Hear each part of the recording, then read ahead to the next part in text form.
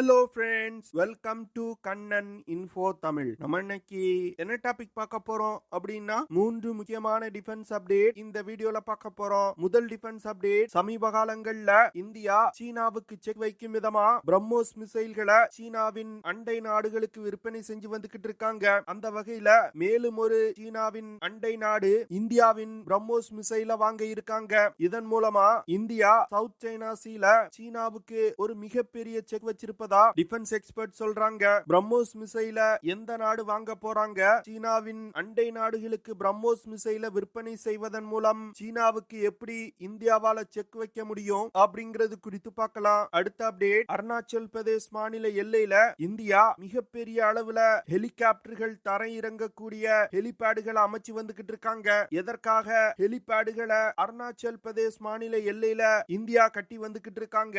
இதன் மூலமா சீன எல்லையில இந்தியா செய்ய விரும்பக்கூடிய விஷயம் என்ன அப்படிங்கிறது குறித்து பார்க்கலாம். மூன்றாவது அப்டேட், சமீபத்துல பாகிஸ்தான் கடற்படையில சீன தயாரிப்பு ஹேங்கர் கிளாஸ் சப்மரீன்கள் இணைக்கப்படுகின்றன. இந்த ஹேங்கர் கிளாஸ் சப்மரீன்கள் இந்தியாவின் கல்வரி கிளாஸ் சப்மரீன்களை விட பெரிய நீர்மூழ்கி கப்பல். இதனால இந்திய கடற்படைக்கு மிகப்பெரிய பிரச்சனைகள் வருவதற்கு வாய்ப்பு இருக்கு அப்படின்னு சிலர் சொல்லி வந்துகிட்டு இருக்காங்க. இந்த விஷயம் உண்மையா? ஹேங்கர் மற்றும் இந்தியாவின் கல்வரி கிளாஸ் சப்மரீன்களோட செயல்திறன் என்ன? இந்த 2 நீர்மூழ்கி கப்பல்களுக்கும் உள்ள முக்கியமான வித்தியாசம் என்ன?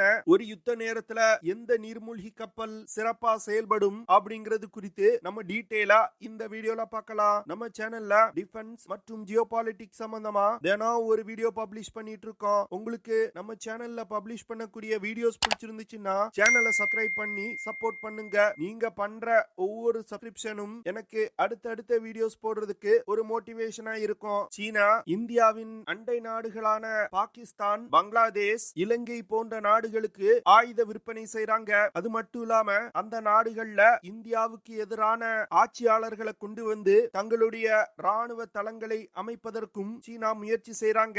அந்த வகையில சீனாவுக்கு பதிலடி கொடுக்கும் விதமா இந்தியா தற்போது சில முக்கியமான காய் நகர்த்தல்களை செய்ய ஆரம்பிச்சிருக்காங்க. சீனா எப்படி இந்தியாவின் அண்டை நாடுகளை இந்தியாவுக்கு எதிராக திருப்புறாங்களோ அதே போன்று சீனாவுடன் பிரச்சனை இருக்கக்கூடிய நாடுகளுக்கு தற்போது இந்தியா ஆயுதம் சப்ளை செய்ய ஆரம்பிச்சிருக்காங்க. சமீபத்துல பிலிப்பைன் இந்தியாவிடம் பிரம்மோஸ் மிசைல வாங்குவதற்கு ஒரு மிகப்பெரிய கான்ட்ராக்ட் போட்டிருக்காங்க. பிலிப்பைன் கடற்படைக்கும் சீன கடற்படைக்கும் சவுத் சைனா சி பகுதியில ஏற்கனவே பிரச்சனைகள் நடந்து வந்துகிட்டு இருக்கு. இப்போ இந்தியா பிரம்மோஸ் மிசைல பிலிப்பைனுக்கு விற்பனை செய்வது பிலிப்பைன் நாட்டை சீன கடற்படையை இன்னும் பயமின்றி தைரியமா எதுக்க வைக்கும். இதனால சீனாவின் ஆளுமையை சவுத் சைனா சி பகுதியில குறைக்க முடியும் அப்படின்னு இந்தியா நம்புறாங்க. அதே போன்று தென்சீன கடல் பகுதியில் இருக்கக்கூடிய பல்வேறு நாடுகளுடன் இந்தியா ராணுவ ரீதியிலான ஒப்பந்தங்களை கையெழுத்திட்டு வந்துகிட்டு இருக்காங்க. குறிப்பா சொல்லணும்னா வியட்நாம், மலேசியா, இந்தோனேஷியா போன்ற நாடுகளுடன் இந்தியா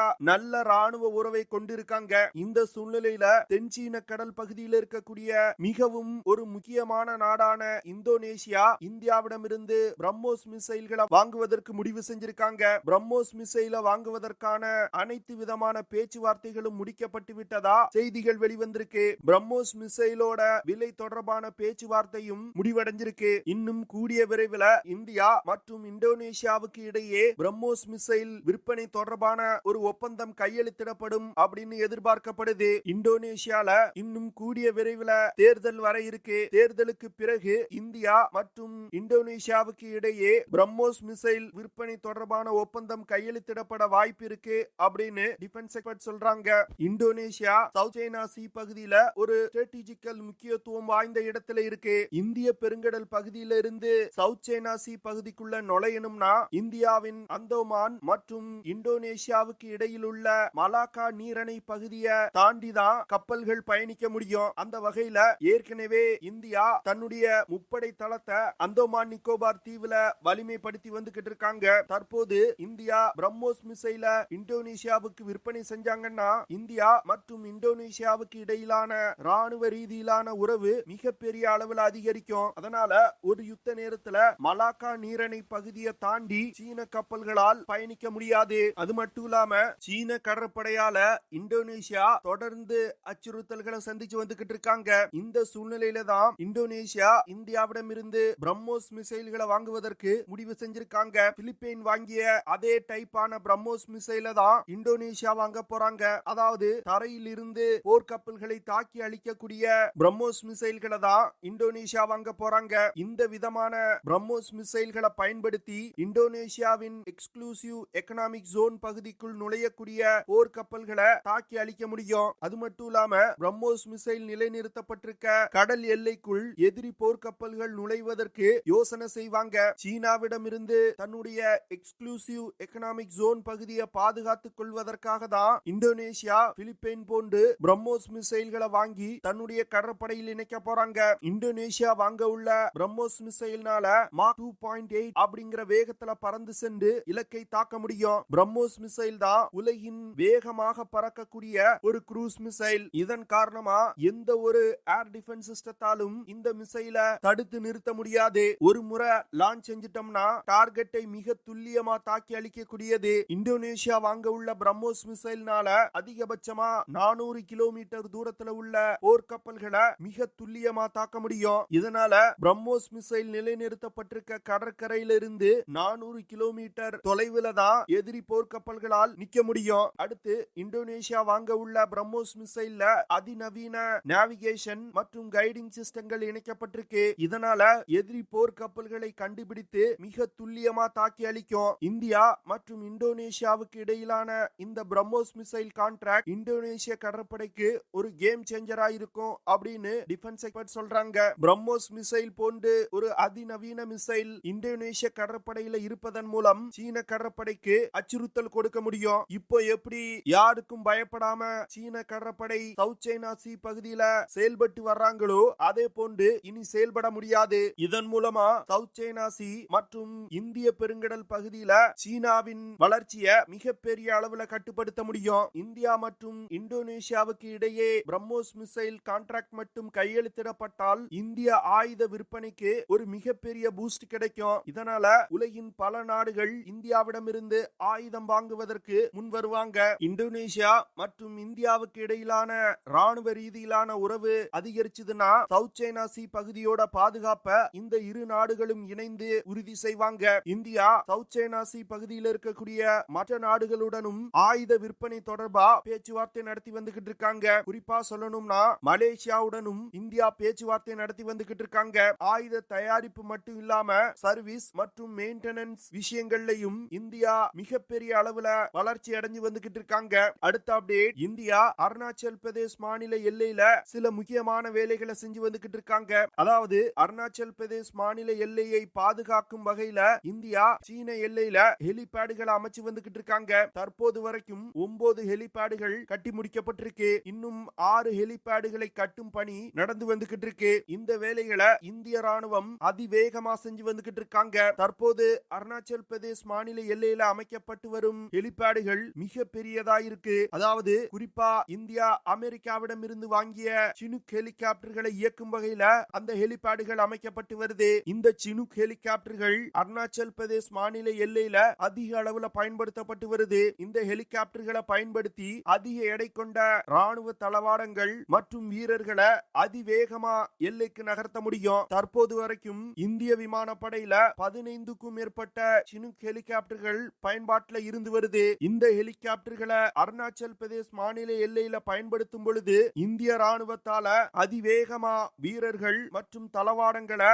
சாலைகள் இல்லாத பகுதிகளுக்கும் எடுத்து செல்ல முடியும். இந்தியா தற்போது புதிதாக அமைத்து வரும் ஹெலிபேடுகள் ஸ்ட்ராட்டஜிக்கல் முக்கியத்துவம் வாய்ந்த இடத்துல அமைக்கப்பட்டு வருவதா டிஃபென்ஸ் எக்ஸ்பர்ட் சொல்றாங்க. அதாவது அருணாச்சல் பிரதேஷ் மாநிலத்தில் உள்ள 7 முக்கியமான கணவாய்கள்ல இந்த ஹெலிபேடுகள் அமைக்கப்பட்டு வருது. இந்த 7 கணவாய்களிலும் ஹெலிபேடுகளை அமைச்சு அந்த ஹெலிபேட்ல சினுக் ஹெலிகாப்டர்களை இயக்கும் பொழுது அந்த ஏரியாவோட கனெக்டிவிட்டியை மிகப்பெரிய அளவுல உயர்த்த முடியும் அப்படின்னு இந்திய ராணுவம் நினைக்கிறாங்க. அது மட்டும் இல்லாம அருணாச்சல் பிரதேஷ் மாநிலத்துக்குள்ளேயும் பல்வேறு விதமான இன்ஃப்ராஸ்ட்ரக்சர் வேலைகளை இந்தியா செஞ்சு வந்துகிட்டு இருக்காங்க. இதனால ஒரு யுத்த நேரத்துல இந்திய வீரர்கள் மற்றும் ராணுவ தளவாடங்களை அதிவேகமா எல்லைக்கு நகர்த்த முடியும். சினுக் ஹெலிகாப்டர்களை அருணாச்சல் பிரதேஷ் மாநில எல்லையில பயன்படுத்துவதற்கு முக்கியமான காரணம் இந்த ஹெலிகாப்டர்னால 10 டன் எடை கொண்ட ஆயுதங்கள் மற்றும் வீரர்களை எல்லைக்கு மிக எளிதா நகர்த்த முடியும். அது மட்டும் இல்லாம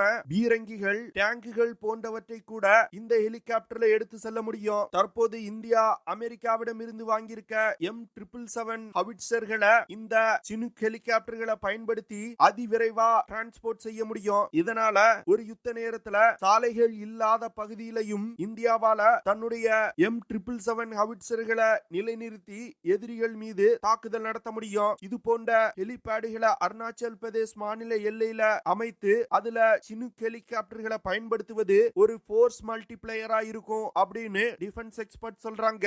இந்தியாவின் இந்த திட்டம் ஒரு யுத்த நேரத்துல மிகப்பெரிய அளவுல இந்திய ராணுவத்தோட செயல்திறனை அதிகப்படுத்தும் அப்படின்னு டிஃபென்ஸ் எக்ஸ்பர்ட் சொல்றாங்க. அடுத்த அப்டேட், பாகிஸ்தான் கடற்படையில சீனாவிடம் இருந்து வாங்கப்பட்ட ஹேங்கர் கிளாஸ் நீர்மூழ்கி கப்பல்கள் இணைக்கப்பட்டு வருது. இந்த நீர்மூழ்கி கப்பல் கல்வரி கிளாஸ் நீர்மூழ்கி கப்பலை விட சிறந்தது அப்படின்னு சிலர் உளறி வந்துகிட்டு இருக்காங்க. இப்போ என்ன பொறுத்த மட்டில் அவங்கெல்லாம் நீர்மூழ்கி கப்பலோட பயன்பாடு என்ன அப்படின்னு தெரியாம பேசுறாங்க அப்படின்னு தான் நான் நினைக்கிறேன். சீன நீர்மூழ்கி கப்பல் சிறந்தது அப்படின்னு சொல்லக்கூடியவங்களோட முக்கியமான வாதம் என்னன்னா, சீனாவின் ஹேங்கர் கிளாஸ் நீர்மூழ்கி கப்பல்கள் இந்திய கல்வரி கிளாஸ் நீர்மூழ்கி கப்பல்களை விட பெரியது அப்படின்னு சொல்றாங்க. அதாவது ஹேங்கர் கிளாஸ் நீர்மூழ்கி கப்பல்கள் 2800 டன் எடை கொண்டது. இந்தியாவின் கல்வரி கிளாஸ் நீர்மூழ்கி கப்பல்கள் 1775 டன் எடை கொண்டது. இதனால சீன நீர்மூழ்கி கப்பல்கள் சிறந்தது அப்படின்னு சொல்றாங்க. இதுல கவனிக்க வேண்டிய விஷயம் என்னன்னா, நீர்மூழ்கி கப்பலோட சைஸ் பெருசாச்சுன்னா கடலுக்கு அடியில் ரகசியமா நீர்மூழ்கி கப்பல்கள் பயணித்துக் கொண்டிருக்கும் பொழுது எதிரிகளோட சோனார் சிஸ்டத்தினால கண்டுபிடிக்கப்படுவதற்கு அதிக வாய்ப்பு இருக்கு. அதுவே நீர்மூழ்கி கப்பல் சின்ன நீர்மூழ்கி கப்பலா இருந்தா எதிரிகளின் சோனார் சிஸ்டத்தினால கண்டுபிடிப்பது மிகவும் கடினம். இதனால பாகிஸ்தானுடைய ஹேங்கர் கிளாஸ் நீர்மூழ்கி கப்பல்களை பயன்படுத்தி எதிரி எல்லைக்குள் ரகசியமா சென்று உளவு தகவல் சேகரிக்க முடியாது. ஆனா இந்தியாவின் கல்வரி கிளாஸ் நீர்மூழ்கி கப்பல்னால ஆழம் குறைவான கடற்பகுதிக்குள்ளும் ரகசியமா சென்று உளவு தகவல் சேகரிக்க முடியும். தேவைப்படும் பொழுது எதிரி எல்லைக்குள் நீண்ட தூரம் ஊடுருவி சென்று தாக்குதலையும் நடத்த முடியும். ஆனா சீனாவின் ஹேங்கர் கிளாஸ் நீர்மூழ்கி கப்பலோட சைஸ் பெருசா இருக்கிறதுனால இந்த விஷயத்தை செய்ய முடியாது. நீர்மூழ்கி கப்பலோட பிரதான வேலையவே சீனாவின் ஹேங்கர் கிளாஸ் நீர்மூழ்கி கப்பல்னால செய்ய முடியாது. அடுத்து சீனாவின் ஹேங்கர் கிளாஸ் நீர்மூழ்கி கப்பலை இயக்குறதுக்கு டீசல் எலக்ட்ரிக் இன்ஜின் மற்றும் ஏர் இண்டிபெண்டன்ட் ப்ரொபல்ஷன் சிஸ்டம் பயன்படுத்தப்படுது. சீனா உருவாக்கி இருக்க ஏபிஎஸ் சிஸ்டத்தோட செயல்திறன் என்ன அப்படின்னு இதுவரைக்கும் யாருக்குமே தெரியாது. அதுவே இந்தியாவோட கல்வரி கிளாஸ் நீர்மூழ்கி கப்பல்களை எடுத்துக்கிட்டீங்கன்னா கன்வென்ஷனல் டீசல் எலக்ட்ரிக் இன்ஜின் பயன்படுத்தப்படுது. ஆனா இந்தியாவின் கல்வரி கிளாஸ் நீர்மூழ்கி கப்பல்ல ஏபிஎஸ் சிஸ்டம் கிடையாது. இந்தியா தற்போதுதான் உள்நாட்டிலே ஏபிஎஸ் சிஸ்டத்தை டெவலப் செய்து முடிச்சிருக்காங்க. அதனால இன்னும் கூடிய விரைவில் கல்வரி கிளாஸ் சப்மரீன்கள்ல இந்திய ஏபிஎஸ் சிஸ்டம் இணைக்கப்படும். இதனால இந்தியாவின் கல்வரி கிளாஸ் நீர்மூழ்கி கப்பல்னாலையும் அதிக நேரம் நீருக்கு அடியில் மூழ்கி இருக்க முடியும். ஏபிஎஸ் சிஸ்டத்தை பொறுத்தமட்டில் சீனாவுக்கு ஒரு அட்வான்டேஜ் இருக்கு அப்படின்னு தான் சொல்லணும். அடுத்து 2 கப்பல்ல இணைச்சிருக்க ஆயுதங்களை பத்தி பார்க்கலாம். சீன நீர்மூழ்கி கப்பல்ல 533 mm டார்பிடோ டியூப்ஸ் இணைக்கப்பட்டிருக்கு. அது மட்டும் இல்லாம பாபர் 3 மற்றும் ஆன்டி ஷிப் மிசைல்களை இந்த நீர்மூழ்கி கப்பல்ல எடுத்து சென்று தாக்குதல் நடத்த முடியும். அதே வேளையில இந்தியாவின் கல்வரி கிளாஸ் நீர்மூழ்கி கப்பல்களை எடுத்துக்கிட்டீங்கன்னா 533 mm டார்பிடோ டியூப்ஸ் இணைக்கப்பட்டிருக்கு. இதனால அதிக எடை கொண்ட ஹெவி வெயிட் டார்பிடோக்களை எடுத்து செல்ல முடியும். அடுத்து உலகின் தலை சிறந்த ஆன்டி ஷிப் மிசைல்கள்ல ஒன்னான எக்ஸோசாட் ஆன்டி ஷிப் மிசைல் இந்தியாவின் கல்வரி கிளாஸ் நீர்மூழ்கி கப்பல்ல இணைக்கப்பட்டிருக்கு. அடுத்து லாங் ரேஞ்ச் கொண்ட க்ரூஸ் மிசைல்ஸ் ஆன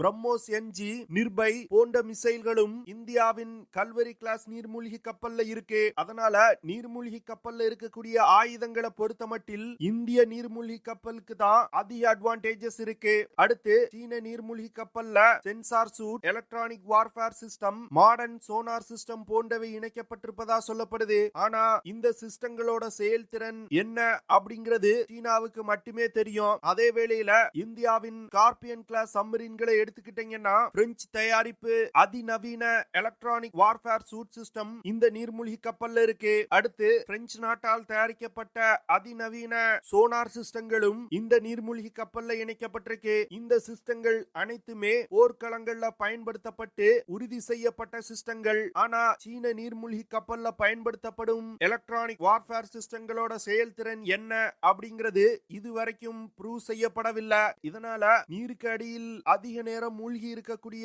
ஏபிஎஸ் சிஸ்டத்துல சீன நீர்மூழ்கி நீர்மூழ்கி கப்பலுக்கு அட்வான்டேஜஸ் இருந்தாலும் நீர்மூழ்கி கப்பலோட சைஸ் மற்றும் நீர்மூழ்கி கப்பல்ல பயன்படுத்தப்படும் ஆயுதங்கள் மற்றும் எலக்ட்ரானிக் வார்ஃபேர் சிஸ்டங்களை பொறுத்தமட்டில் இந்திய நீர்மூழ்கி கப்பல் தான் மிக சிறந்ததா இருக்கு. இதனால சீன நீர்மூழ்கி கப்பல்கள்னால இந்திய நீர்மூழ்கி கப்பல்கள் பக்கத்துல கூட வர முடியாது. ஓகே ஃப்ரெண்ட்ஸ், நம்ம வீடியோவோட நிறைவு பகுதிக்கு வந்துட்டோம். இதெல்லாம் தான் நான் உங்ககிட்ட ஷேர் பண்ணணும் அப்படின்னு நினைச்ச விஷயங்கள். ஐ ஹோப் நான் ஷேர் பண்ண விஷயங்கள் உங்களுக்கு பிடிச்சிருக்கும்னு நினைக்கிறேன். அப்படி பிடிச்சிருந்துச்சுன்னா ஷேர் பண்ணுங்க, லைக் பண்ணுங்க, கமெண்ட் பண்ணுங்க. மறக்காம நம்ம சேனலுக்கு சப்ஸ்கிரைப் பண்ணுங்க. அப்படியே அந்த பெல் நோட்டிபிகேஷனை கிளிக் பண்ணி ஆல்ங்கிற ஆப்ஷனை எனேபிள் பண்ணிக்கங்க. See you in the next video. Jai Hind.